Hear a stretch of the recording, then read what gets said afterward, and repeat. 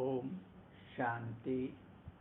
प्रिय आत्माओं, बहनों, भाइयों और युवाओं,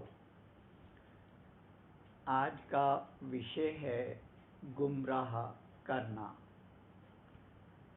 शास्त्रवादी और धर्माचार्य अपने अपने ढंग से शास्त्रों की अलग अलग व्याख्या कर आपस में लड़ने और जनता को गुमराह करने के बजाय शास्त्रों को अपने जीवन में उतारते तो ऋषि मुनियों द्वारा की गई मेहनत को सफल करते, उन्हें सम्मानित करते और स्वयं भी सम्मानित होते।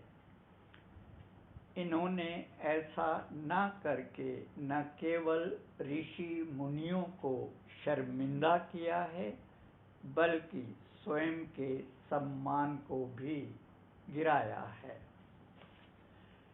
शास्त्रवादियों की छोड़ो, इन्हें तो परमात्मा का यथार्थ ज्ञान ही नहीं है, लेकिन अधर्म नाश और सत्य धर्म की स्थापना के लिए अवतरित हुए परमात्मा शिव, जिन्हें ब्रह्मा तन के द्वारा ज्ञान दे रहे हैं, वहाँ के मुखिया अथवा अपने को महारथी समझने वाले ब्रह्मा कुमार भी ज्ञान के दर्शन अपने जीवन से कराने के बजाय ज्ञान की व्याख्या कर जिज्ञासुओं को गुमराह कर रहे हैं, भ्रम फैला रहे हैं।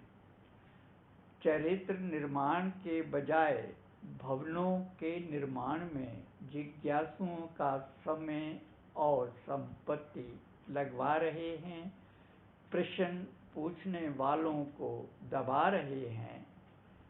शिव के भंडारे में एक के बजाय जनरल, वीआईपी, वीवीआईपी के नाम से तीन तीन भंडारे चलाकर भेदभाव कर रहे हैं।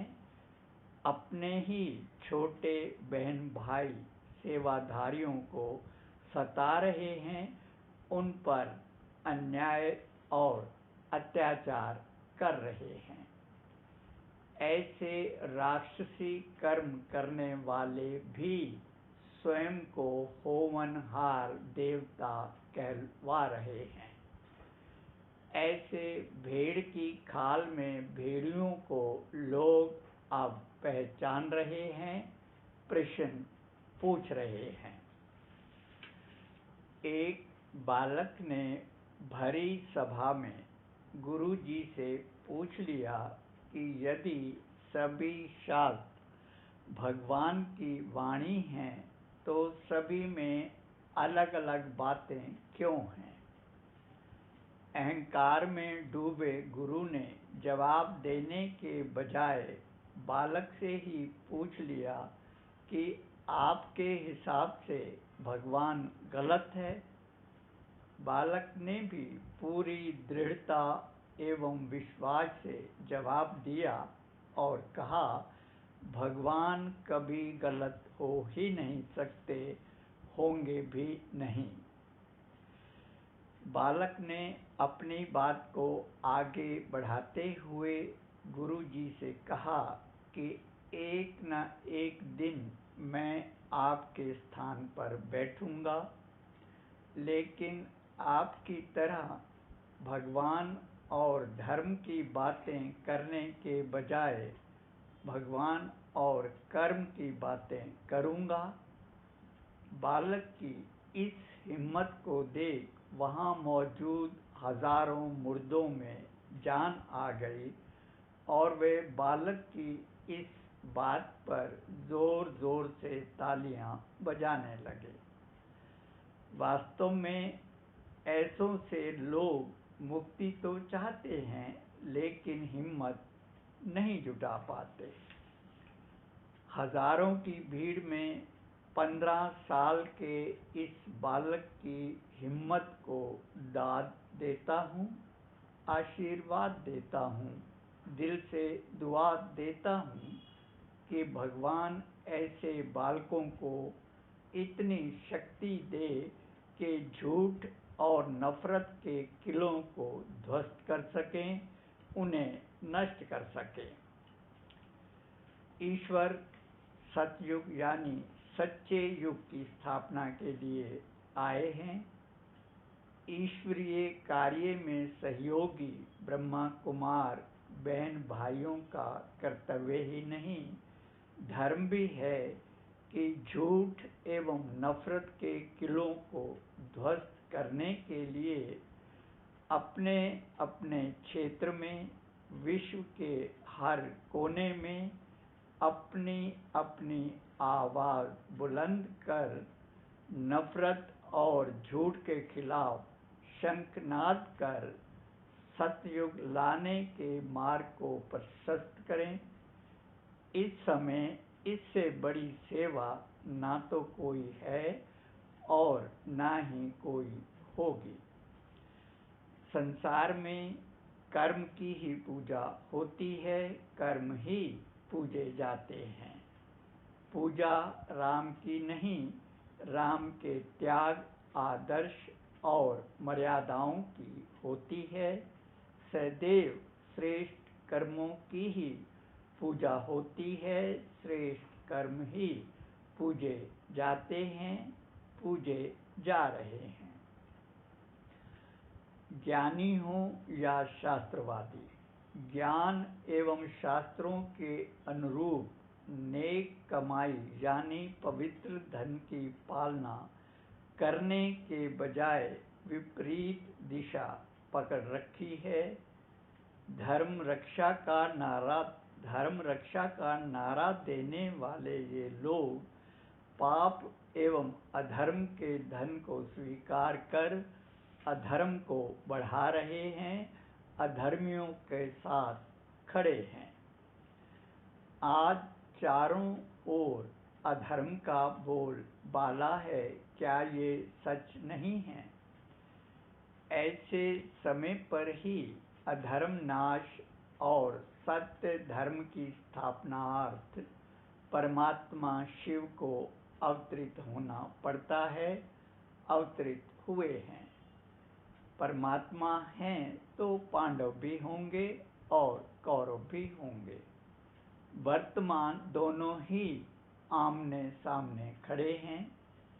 सत्य पर चलने वाले पांडव भले ही थोड़े हैं, लेकिन अंतिम जीत सदा सत्य की ही होती आई है, अब भी होगी। जिसके साथ स्वयं सत्य पिता परमात्मा हो, उन्हें भला कौन हरा सकता है, कौन हरा पाएगा? शिव की शक्तियाँ और पांडव अपने चाल चलन और चेहरे से निराकार परमात्मा शिव को प्रत्यक्ष करते हैं, अब भी करेंगे। जिसे देख विश्व के कोने कोने से यही आवाज़ निकलेगा कि मेरा बाबा आ गया, मेरा बाबा आ गया, मेरा भगवान आ गया, मेरा इष्ट आ गया, मेरा आराध्य आ गया। एक तरफ विनाश का जलवा और दूसरी तरफ भगवान का जलवा साथ साथ देखने को मिलेंगे। एक तरफ सत्य की जय जयकार होगी, दूसरी तरफ झूठ एवं नफरत फैलाने वालों में हाहाकार मची होगी। हाहाकार के नज़ारे तो दिखाई पड़ भी रहे हैं, यदि कोई देखना चाहे तो। अधर्मनाश और सत्य धर्म की स्थापना के लिए ईश्वरीय विश्वविद्यालय की स्थापना करवाने वाले परमात्मा शिव ने जिस विश्वविद्यालय को स्थापित करवाया, उसे आप प्रजापिता ब्रह्मा कुमारी के नाम से जानते हैं। परमात्मा ने विनाश के जो कारण बताए हैं वो है महामारी, प्राकृतिक आपदाएं, गृह युद्ध और परमाणु अस्त्र। चारों ने ही अपना अपना मोर्चा संभाल रखा है, जिसका ट्रेलर दिखला रहे हैं। पिक्चर से पहले आपको संभलने का अवसर प्रदान कर रहे हैं। बहुत पहले जब हम अपने बाबा यानी परमात्मा शिव से पूछते थे कि विनाश कब होगा, तो बाबा कहा करते थे, विनाश बताकर नहीं आएगा, अचानक आएगा। आप विनाश की बजाय अपनी तैयारी पर ध्यान दो, ताकि आने वाली परीक्षाओं में सफल हो सको। विनाश के ट्रेलर तो हम सभी देख ही रहे हैं। किसी न किसी समय पिक्चर भी रिलीज हो ही जाएगी। इसी दौरान जिन्हें संभलना होगा संभल जाएगा, न संभलने वाला पश्चाताप के आंसू बहाएगा। अच्छा, ओम शांति।